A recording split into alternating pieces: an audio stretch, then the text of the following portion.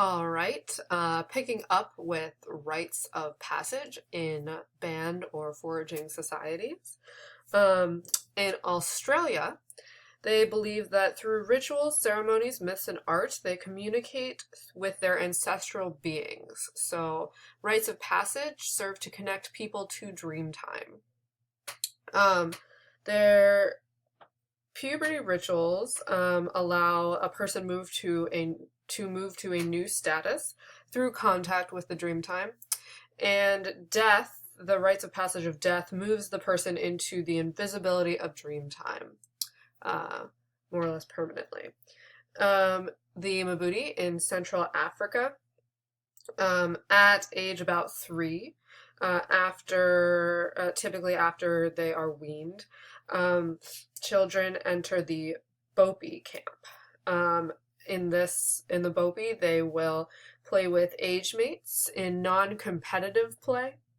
They'll play house. Elders will take them out to show them how to subsist using the methods of their society.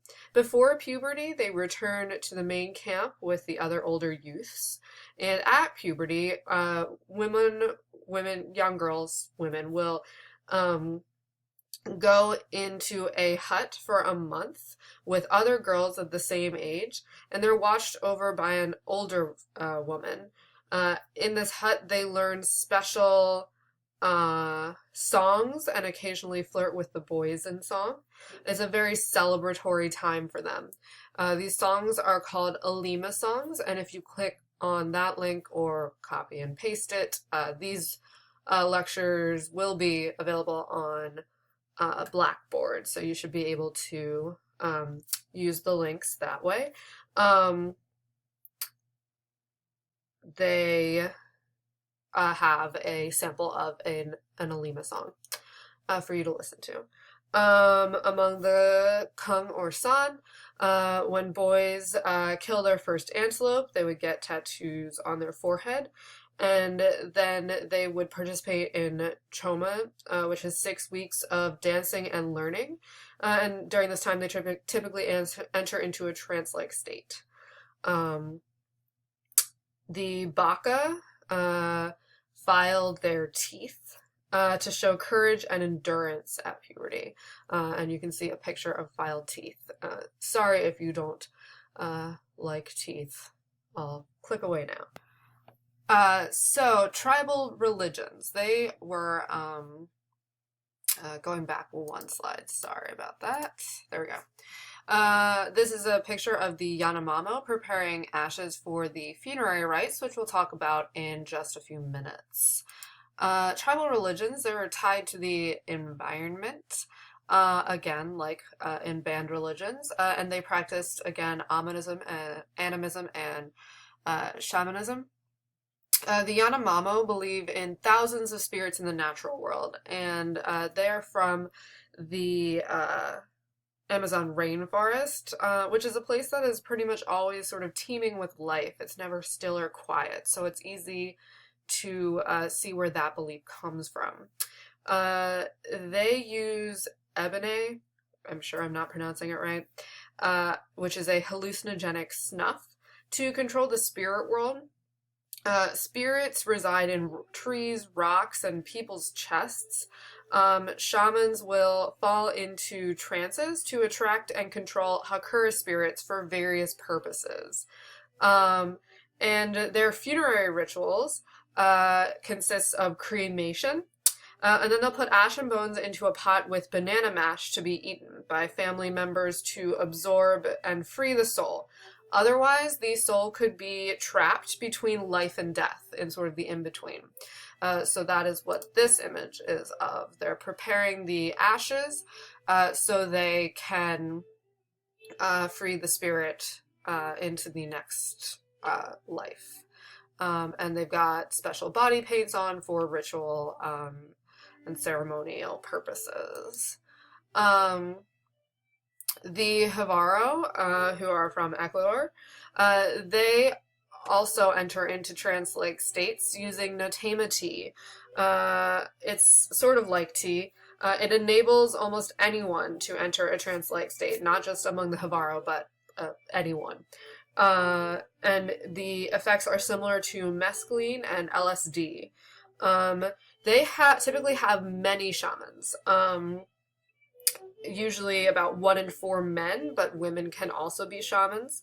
To become a shaman, an adult will give a gift to an experienced shaman who then will give them Natema and some of their own spiritual power, which can be used to infect enemies or heal the sick.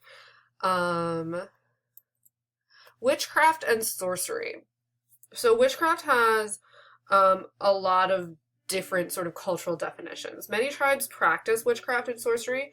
It's very culturally variant, and it's ambivalent and diffuse in meaning because each culture understands witchcraft and or sorcery to mean different things. It's how people understand bad luck, illness, injuries, and other misfortunes. Sorcery can be used to cause harm or promote good things, and it can also be used to reinforce formal sanctions. Skipping down to, no, we'll do Navajo first. So the Navajo witchcraft. Navajo witches are considered despicable monsters who ate the dead and used poison against enemies. Antidotes would include gallbladders of eagles, bears, mountain lions, or skunks, and they were carried with people into public situations should they need them. People with more wealth were considered witches who stole jewelry from graves. That's where that eating the dead comes in. To disprove the accusation of witchcraft, people had to share their wealth. This is a leveling mechanism. It was a way to maintain equality. It kept things more equal. So it's very important for that reason. In Africa and Melanesia, witches were considered to be insatiably hungry individuals who fed off reproductive powers, children, flesh, etc. So these were ways to understand what would happen, like how is someone infertile? How or why children die, flesh-eating diseases, things like that. These powers were connected with kinship and descent. In many cases, families would direct supernatural assault toward one another, and pain and suffering may be caused by this. Among the foray of New Guinea, sorcery was used to explain Kuru. Kuru is a wasting disease. It's a type of prion disease, which is sort of similar to mad cow, but it's in humans. And what would happen is the foray practiced a practice called mortuary cannibalism. And what this means is that if a family member has died, it's similar to what the Yanomamo do, but a slightly different. So instead of cremating the person, what they would do would just be to eat the remains, typically the brains.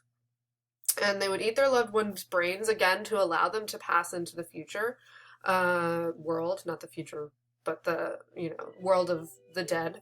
And they would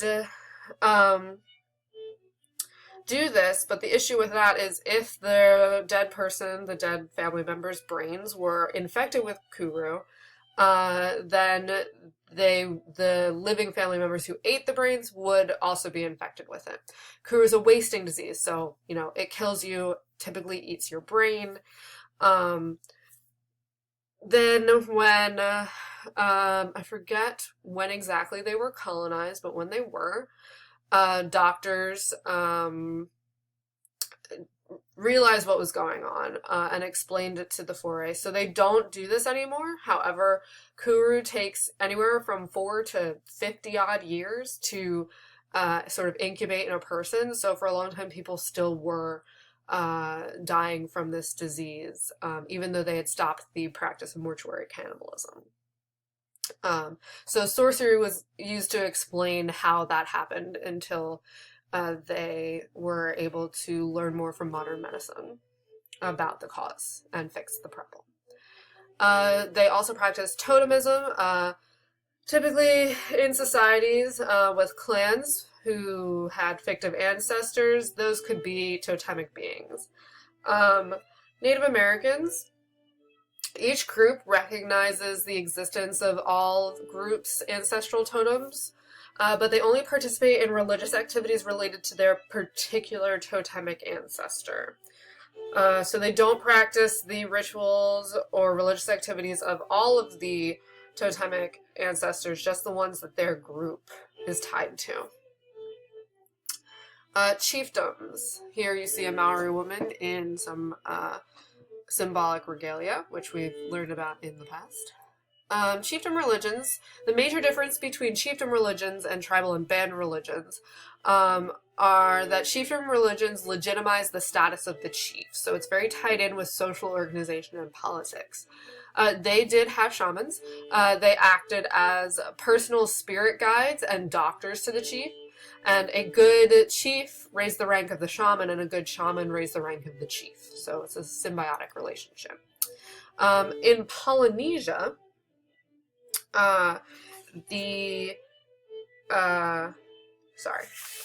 lost my train of thought. In Polynesia, they had theocracies. People ruled because of their place in the moral and sacred order. So Hawaiian chiefs were seen as gods or as intermediaries between the divine and human worlds.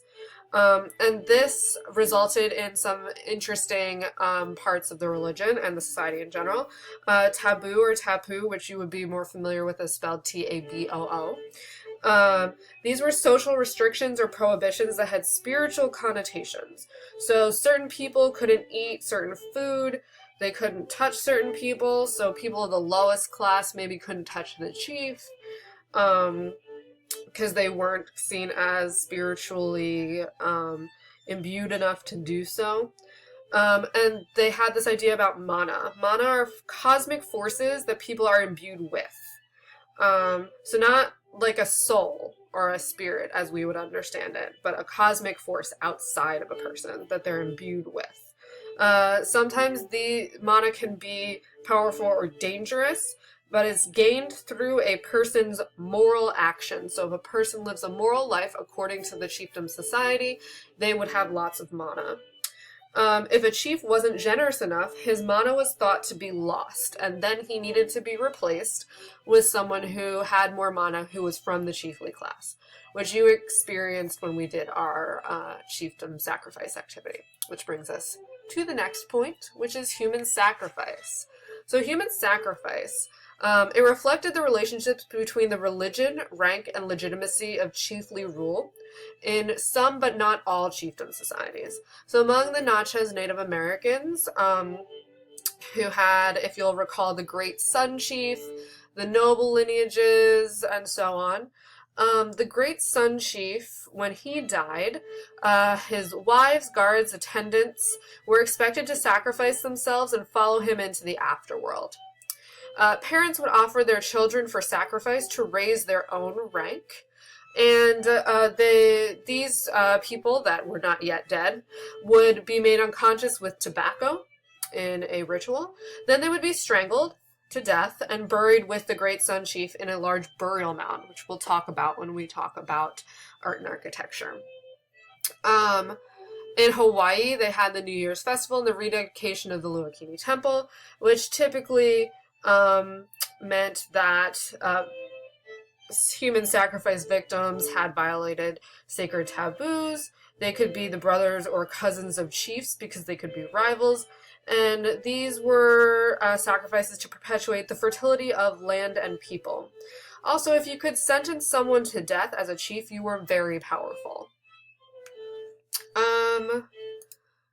Moving on to agricultural states, this is a very bad picture of the Sistine Chapel, but you should be able to find more online if you would like. I'm actually going to split this into the next part, so look for part 3.